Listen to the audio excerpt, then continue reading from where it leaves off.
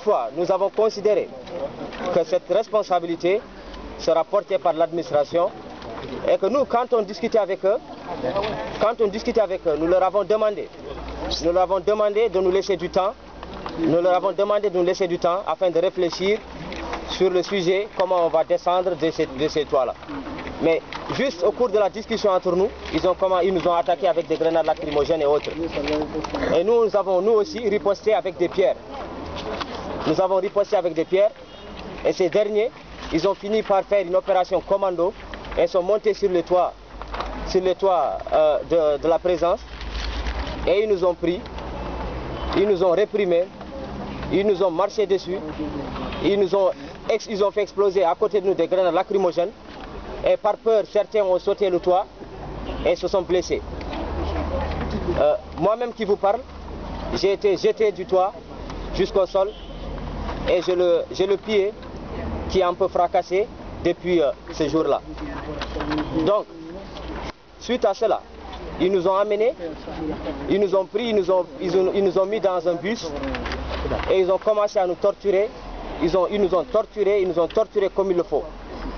Et quand ils ont fini de nous torturer, ils nous ont amenés au commissariat central qui est à côté de la radio. Et là, on était au nombre, je crois, de 24 personnes ou 30.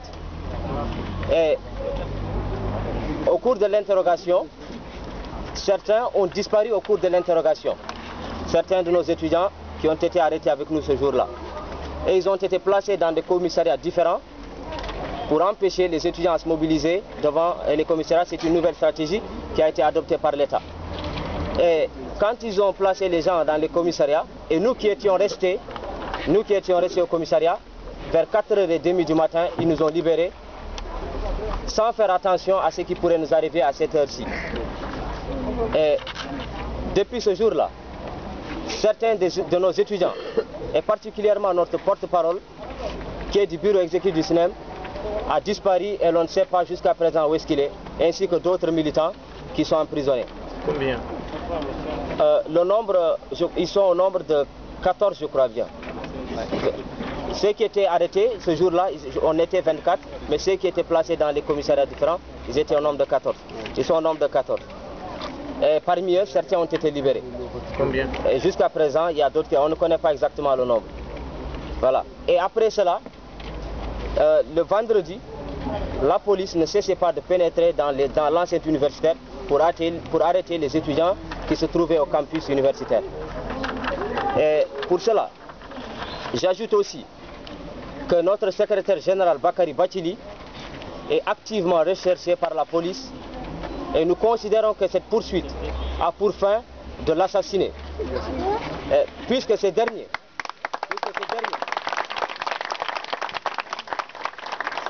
ont perquisitionné dans son domicile et ont défoncé la porte pour arrêter 2 de ses cousins qui ne sont même pas étudiants, pour les amener, les torturer, afin de leur dire où est-ce que se trouve notre secrétaire général.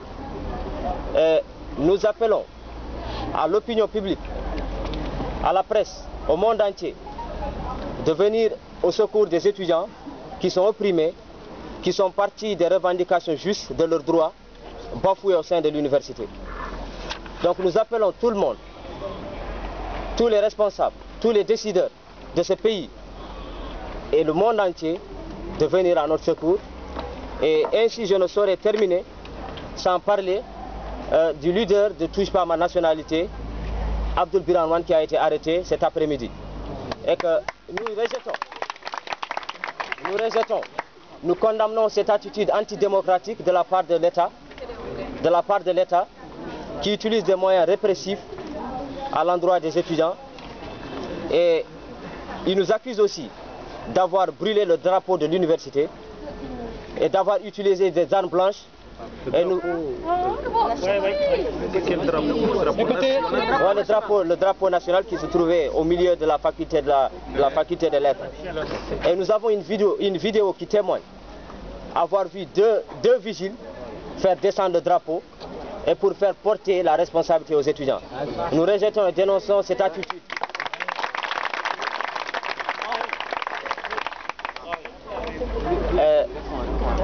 Pour finir, Et aussi, une décision arbitraire, une décision injuste a été prise de la part de l'administration universitaire,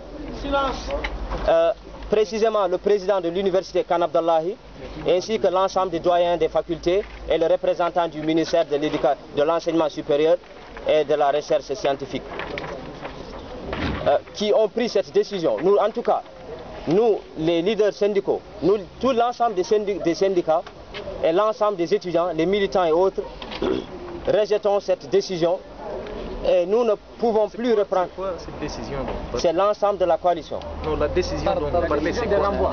C'est la décision qui consiste à exclure 8 étudiants de l'université et d'autres pour interdiction de s'inscrire pendant une année, pour une année. Donc,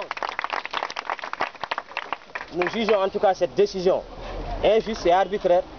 Donc nous et l'ensemble de nos militants et tous les étudiants conscients que nous ne pourrons plus reprendre les cours pendant que des étudiants sont exclus, et que d'autres sont emprisonnés. Donc nous appelons tout le monde pour finir que nous ne pouvons pas, nous ne céderons pas, et ces gens-là, avec ces arrestations et ces exclusions, nous ne détournerons pas de nos objectifs. S'ils pensent qu'avec ces arrestations et ces exclusions, nous aurons arrêté le combat, ils se trompent. Au contraire, je pense que les étudiants aujourd'hui de l'université de Nouakchott sont engagés plus que jamais. Cet engagement est sans précédent. Donc nous remercions l'ensemble des syndicats, les 5 syndicats que vous connaissez certainement. Si vous avez besoin, il y a le syndicat national des étudiants mauritaniens, l'autonome, El Bedil, Choele et Alternative. ULEM, voilà, Union libre des étudiants mauritaniens. Et pour cela aussi, nous vous informons aussi que l'Union nationale des étudiants mauritaniens, qui est l'INEM, a décidé dès ce soir de nous rejoindre pour continuer cette lutte ensemble jusqu'au bout. Et l'UEM aussi, l'UEM, Union des étudiants mauritaniens, tous ces 2 syndicats en tout cas, ont décidé dès ce soir de nous rejoindre jusqu'à la résolution.